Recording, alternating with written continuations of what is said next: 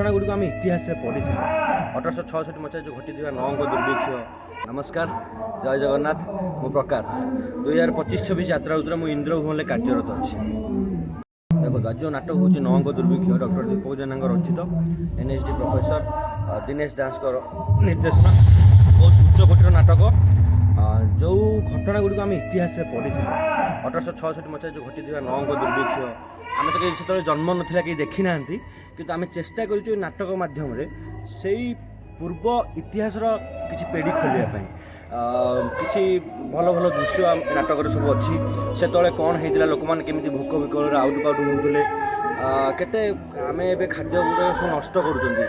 ସେତେବେଳେ ଗୋଟିଏ ରୁଟି ପାଇଁ ଲୋକମାନେ କେତେ ଡହଳ ବିକଳ ହେଉଥିଲେ।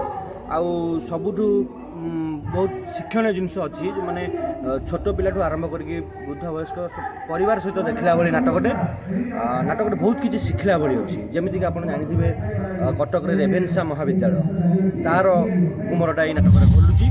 ତ ବହୁତ କିଛି ଶିକ୍ଷଣୀୟ ଜିନିଷ ଅଛି। ଏଥିରେ ଆମ ଓଡ଼ିଆ ଅସ୍ମିତା, ମାନେ ଓଡ଼ିଆଙ୍କର ଜଗନ୍ନାଥଙ୍କ ପ୍ରତି ଭଲ ପାଇବା, ସେସବୁ ବିଷୟରେ ବି କିଛି ରହିଛି।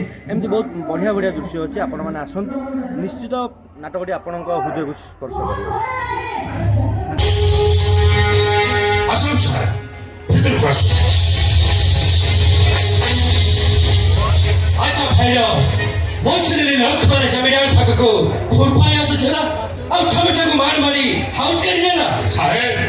ସେଇଟା ସାନ୍ତଙ୍କର ହୁକୁମ ଥିଲା। ତମେ ଶାନ୍ତ ହୁକୁମ ମାନିଛ, ମୋ ଘରଟା ଭୁଲି ଯାଉଛ ନା?